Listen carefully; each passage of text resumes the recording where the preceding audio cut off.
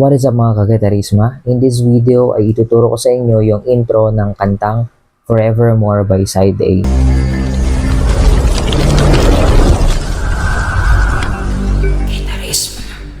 Bago ko ituro sa inyo yung intro, ipaparinig ko muna kung ano yung magiging resulta pag na-perfect mo yung guitar lesson na ito. In 3, 2, 1, go!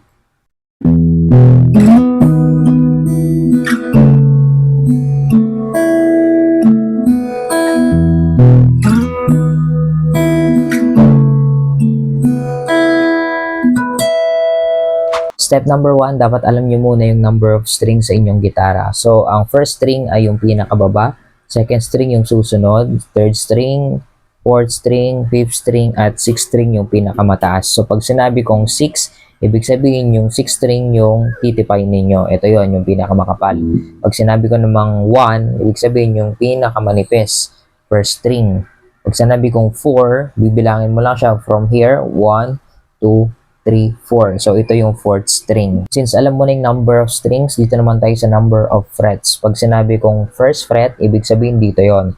Dito magsisimula ang first fret, second fret, third, fourth, fifth, hanggang dito na yun sa dulo. So, pag sinabi kong third fret, bilangin mo siya from here, 1, 2, 3. So, ito yung third fret. Pag sinabi ko namang 6th fret, bilangin mo ulit from here, 1, 2, 3, 4, 5, 6. So, dito yung 6th fret. Ngayon, punta na tayo sa step number 1. Gamit ang iyong hintuturo, ilagay mo yun sa first fret, which is dito yon. Tapos, punta ka sa number of string na 3. Ulitin ko, first fret, third string. So, bilangin natin yung number of string. 1, 2, 3. So, dito yung third string. And then, yung iyong ring finger, dito yan sa second fret, fifth string. So, second fret, fifth string, 1, 2, 3, 4, 5. So, dito mo ipipindot yung iyong ring finger. So, ganito magiging itsura ng first step natin. Hintuturo, first fret, third string, ring finger, second fret, fifth string. Sa kakalabitin ninyong number of strings, ang pattern dyan ay 6, 5, 3. Ulitin ko, 6, 5, 3. So, ito yon 6, 5, 3. 6th string, 5th string, 3rd string. So, ang tunog niyan ganito. Ayan, try nyo akong sabayan. In 3, 2, 1, go. After that, itong iyong hintuturo at iyong ring finger, mag-a-adjust yan from here papunta dito. Okay, ulitin ko. Yung hintuturo, mapupunta siya dito. So, bilangin natin. 1, 2, 3, 4. Dito siya sa 4th fret, 3rd string. Same string pa rin. Wala kayong babaguhin. Dito naman tayo sa yung ring finger. 1, 2, 3, 4, 5, 6. So, mapupunta siya sa 6th fret, 5th string. Okay? So, medyo lumaktaw lang siya ng malayo. Pero same string pa rin yung pinipindot mo. Okay? Balik natin. From here, 1st fret, and then 2nd fret to here. 4th fret, 6th fret. Same string lang tayo. Ulitin natin. 1st fret, 2nd fret, papunta ng 4th fret and 6th fret with same string. Para naman sa plucking natin, kakalabitin mo lang na sabay yung nakapindot na daliri mo, which is yung 4th fret at 6th fret, 3rd string at 5th string. So, kalabitin mo lang sila ng sabay, kagaya nito. So, pagsamahin natin yung first step natin dito sa version na to, papunta sa version na to. Okay? Again, yung version na to, ganito yung ating number of string. 6, 5, 3. Dito naman, sabay yung 5 at 3. Ayan, so subukan natin pagsamahin. In 3, 2, 1, go. 6, 5, 3, and then sabay sa 3 and 5. Isa pa. In 3, 2, 1, go. Sabay. So, ganito yung magiging tunog niyan pagka hindi ka nagbibilang. After nito, ang susunod din yung kakalabitin ay yung first string at second string. So, ganito lang yan. 1, 2. Okay? After nung sabay, sabay. Tapos, 1, 2. Pwede nyo akong sabayan in 3, 2, 1, go. Sabay. 1, 2. Ngayon, pagsamahin natin yung umpisa hanggang dito sa 1, 2. Balik tayo sa umpisa in 3, 2, 1, go. Sabay. 1, 2. After nung 1, 2, itong yung hintuturo at yung ring finger, mag-a-adjust naman yung pabalik from 4th fret, mapupunta yan ng 2nd fret. Tapos yung iyong ring finger, from 6th fret, mapupunta siya ng 4th fret. Okay, ulitin ko. From 6th fret, mapupunta ng 4th fret. Tapos yung hintuturo mo, from 4th fret, mapupunta ng 2nd fret. Again, the same string lang, hindi na to magbabago. Dito na lang talaga siya sa 3rd string at 5th string. Hindi na yan mag-a-adjust. Okay, ulitin natin.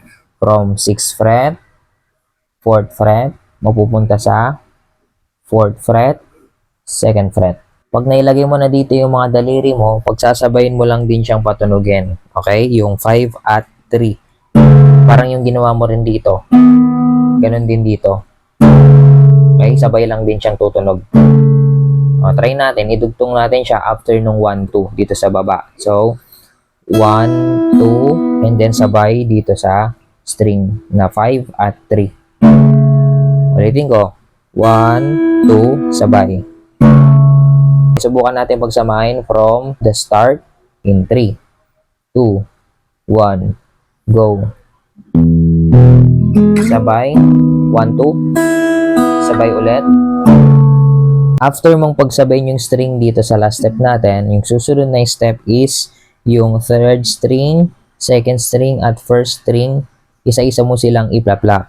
From 3rd string, 2nd string, 1st string. Parang ganito yan. 3, 2, 1. So, sabay. Tapos, 3, 2, 1. Subukan natin. Sabay. Tapos, 3, 2, 1. So, ganito yung magiging tunog niyan pag dinugtong mo si 3, 2, 1. Simula sa umpisa. In 3, 2, 1, go.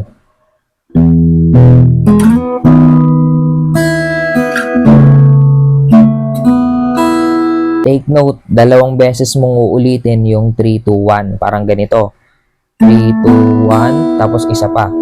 3, 2, 1. So, bali 2 times. Sabay. 1, 2, sabay. 3, 2, 1. 3, 2, 1. After mong ulitin ng dalawang beses yung 3, 2, 1, babalik ka lang ulit dun sa umpisa, which is dito yon.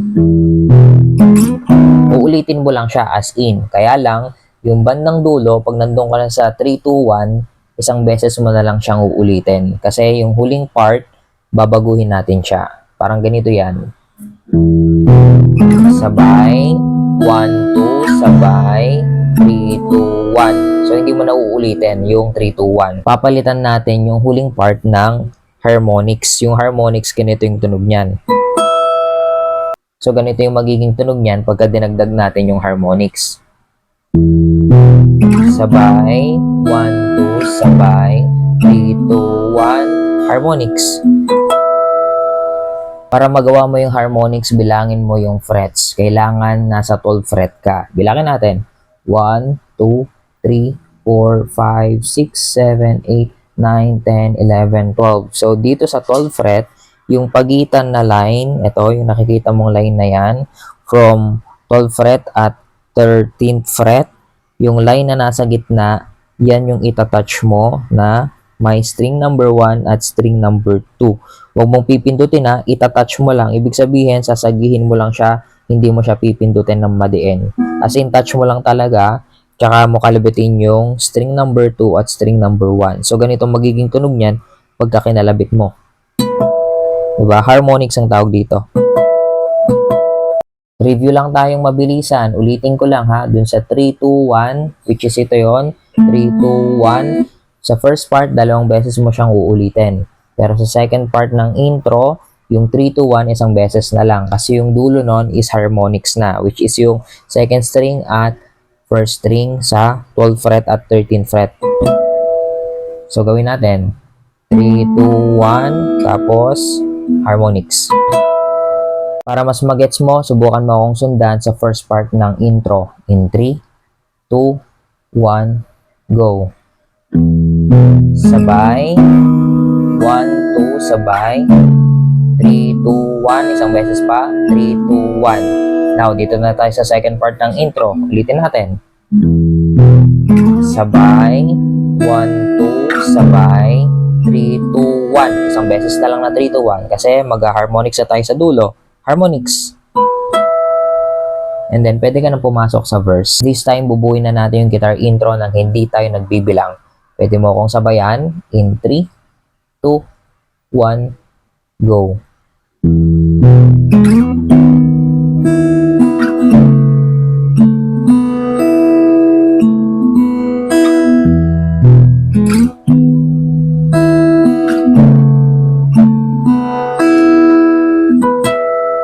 O diba, ganun lang siya kadaling matutunan. Kaya kung may mga gusto pa kayong matutunang kanta, just put your comment here. Ingat and God bless.